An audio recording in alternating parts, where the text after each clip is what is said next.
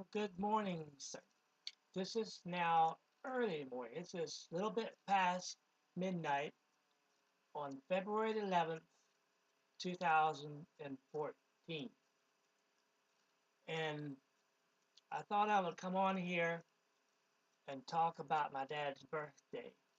Because yesterday, which was February the 10th, was my dad's birthday.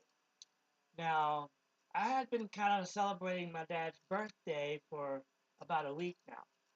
Because, first of all, I got an email from this thing on the internet that keeps tabs of birthdays. They told me my dad's birthday was coming up, and I thought, don't you know that he's not living anymore? And I was like, I could get mad if I wanted to, and I could really tell y'all off, but I won't. And there's really no need to be mad. And anyhow, so I thought, I'm not even going to bother telling them at this point. And So anyway, I was really like thinking a lot about this birthday coming up and how that it's been like 4.5 years that he's not here anymore with us. And so anyway, but then when yesterday for his actual birthday, I don't remember if I thought about it or not. But then yesterday evening, my sister put his birthday on Facebook and reminded me of it, and so I put Dad's picture as my profile pic in honor of his birthday. And but anyhow, so every year on February the 10th, Dad had a birthday as long as we could remember, and that was always a special thing, you know. And why was it special? I don't know. I mean, growing up, you could have probably thought that we didn't think anything of it that would be special, but it was anyway.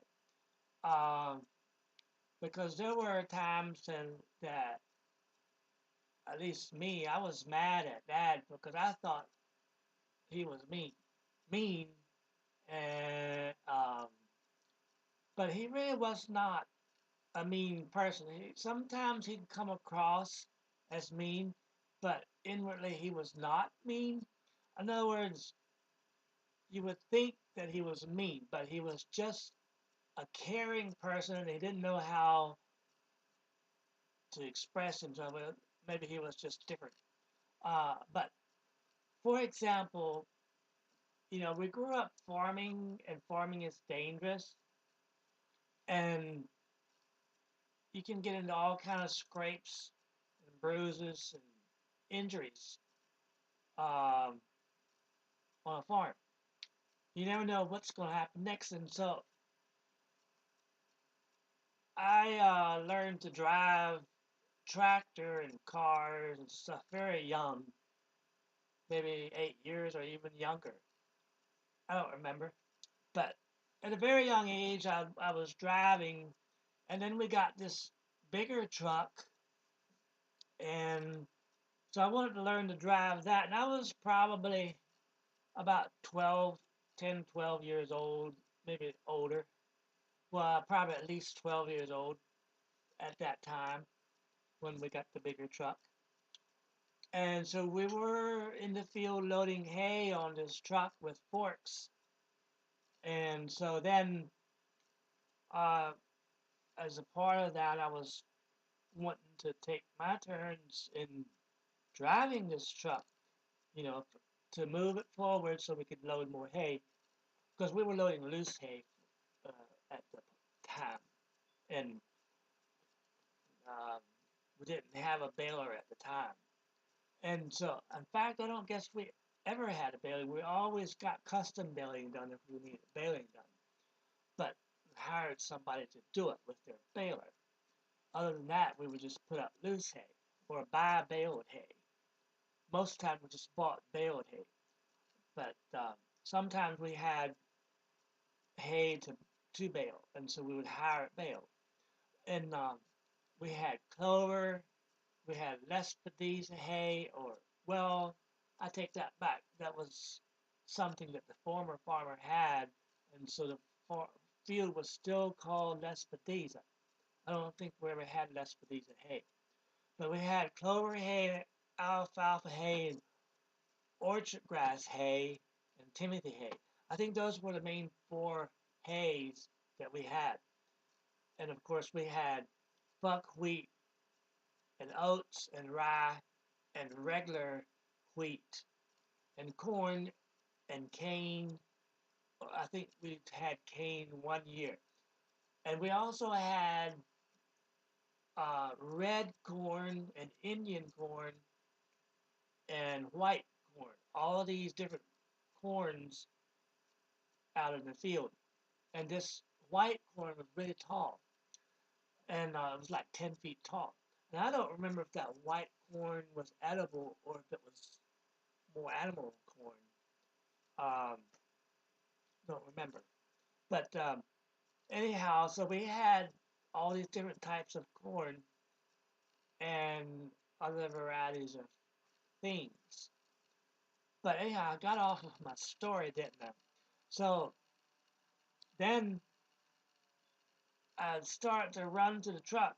Usually, Dad would say it's time to move the truck forward. For some reason or other, this time I was like thinking I knew that it was time to move the truck forward, and I just started running and nearly ran into his fork. And then he got very upset at me. And I thought he was very angry at the moment, but later I got thinking about it. He probably wasn't. He probably just really overly concerned. I mean, wouldn't you be concerned if your kid almost ran into your fork prongs? You would be not only scared, you would be like, you can't believe that that almost happened. And you would have a hard time dealing with that. I think you really would, wouldn't you? So I think that's what he was going through. It wasn't so much that he was angry at me, he was more angry at himself for allowing that to almost happen, that he wasn't more alert himself, maybe. But that's the kind of man he was. He was more concerned about the well being of other people, especially his children. He was concerned that his children did well. Now, there's one thing he did not care about, if we did well financially better than he did, um, because he was of the old school where that was a threat. So we just had to learn to deal with that. But other than that, he cared about our well-being, and so like if if something was not going well for somebody, he would try to help. He was always helping somebody with something. Seems like. Now he did not like being cheated. Oh, that was really hard for him. Probably why it's hard for me if someone cheats me. But um, if he could actually help somebody, he'll do that gladly. I mean, I'm that way too. I would gladly help somebody for free rather than have been cheated on something. I just can't stand it when people cheat me. But anyway, be that as it may. So let's say, for example, somebody was out of gas. He would gladly go get him some gas. But if he ran out of gas, somebody helped him. That was such a humbling experience for him. Oh, he would be so generous in offering them a donation for helping him. I mean, he was not stingy with his money. When it came to somebody having helped him, he was very willing to give them more than they deserved. Well, I don't know about that. He never said that. Why I got that in my head, I don't know. But I mean, he was always really very generous in helping people that helped him. You know, to give. He was very grateful. But if he had to pay for something, he didn't want to pay more than what was necessary. Um, he was really kind of tight sometimes. But then he didn't make much money in the old days. I mean, do you know that back in the 60s, the average income was $3,000 for a year? So you say, how would you ever make it? Well, you didn't. You just barely made it. But you didn't have all those taxes to pay. And you didn't have, um, there was just so much that you didn't have to pay that we have to pay today. There's so much that we got to do today just to survive. I mean, we're not allowed in this country anymore to be poor, especially not in larger communities. I mean, we're here so close to Washington, D.C., and so, I mean, it's like 3 hours and we're there or less. And um, when we get that close to a big city, they want to make all kind of rules to hamper down on you. They want to sit in these swivel chairs and make all these rules and laws and codes to make you buckle down. They want to make you do what they want you to do because they cannot stand it if you do well.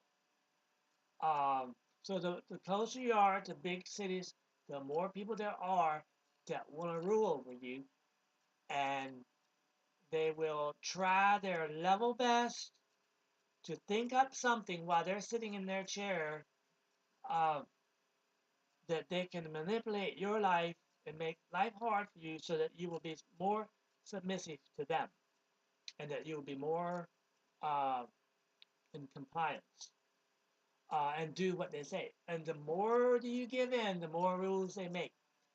And that's the way it is a lot in churches too.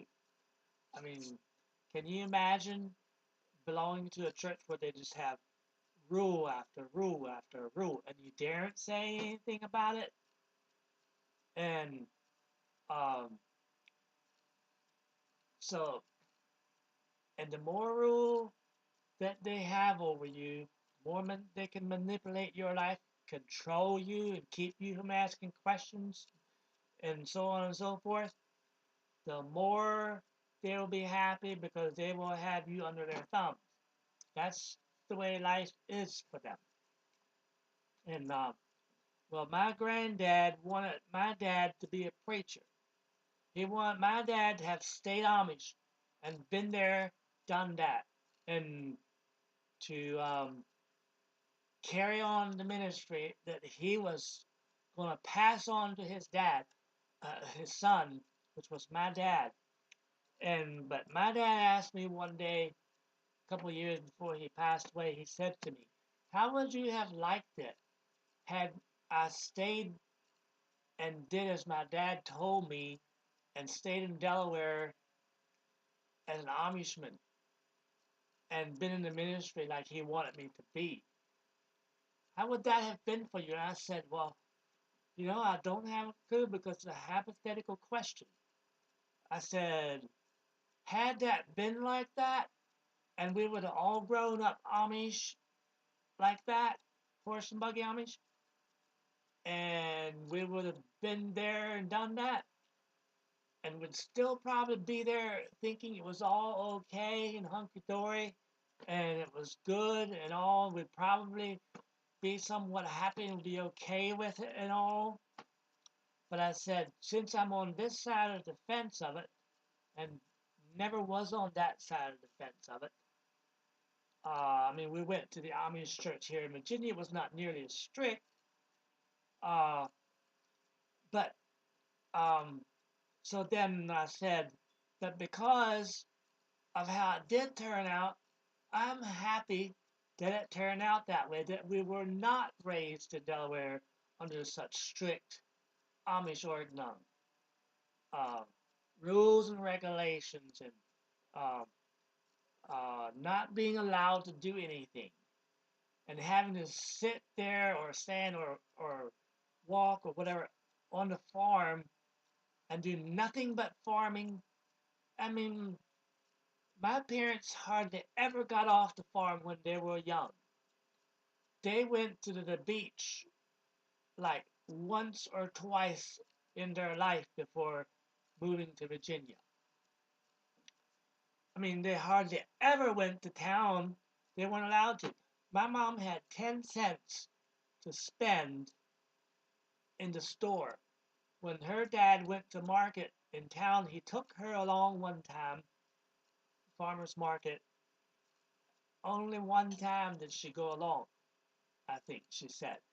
And she was allowed to have 10 cents to spend in the store. And that was the only money she ever had to spend in the store when she was a child. And her dad was poor too. They were raised in the Depression, and so they just had no money. And my other grandpa, Nestle, now he, I think, was a little bit better off, but he moved about some because of hard times during the Depression. He moved from Kansas to Missouri, then to Iowa and Delaware, and then he did really well, probably in Delaware. And and so then that's where Dad grew up, and then moved to Virginia.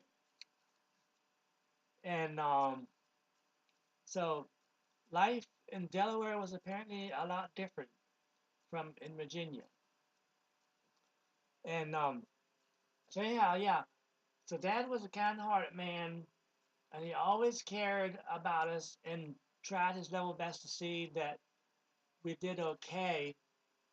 Uh, and so then um, he just was really like concerned about me.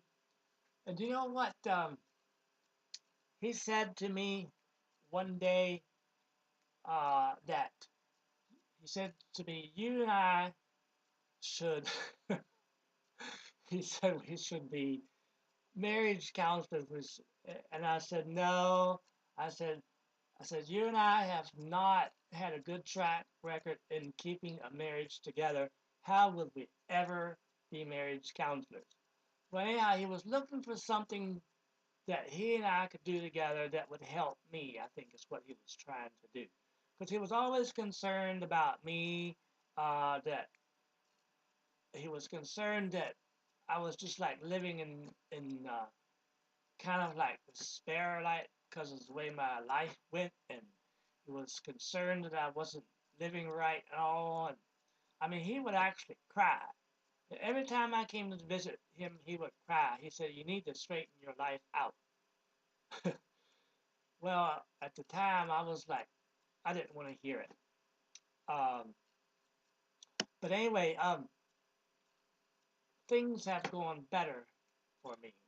Um, but be that as it may.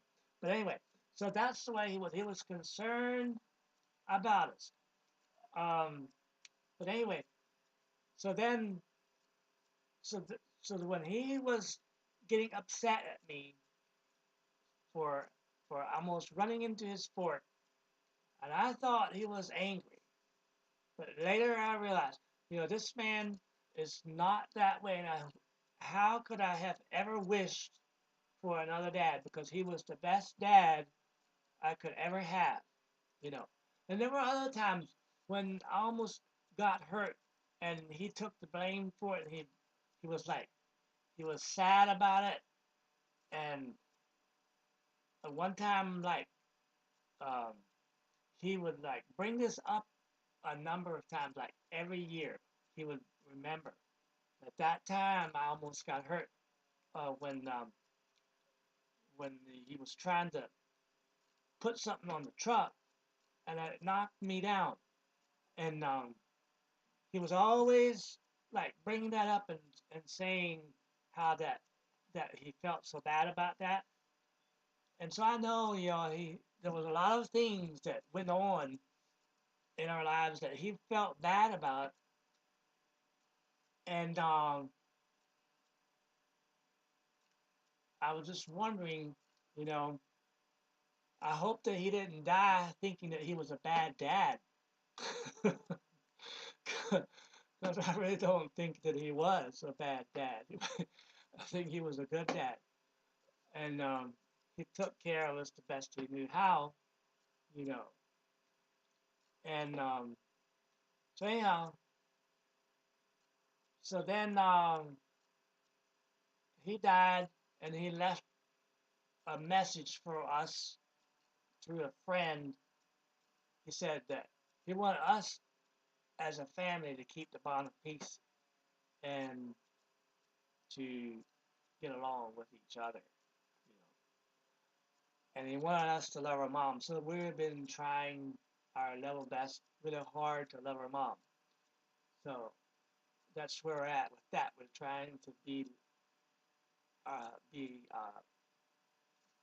there for her, so that when she needs us, then we're there.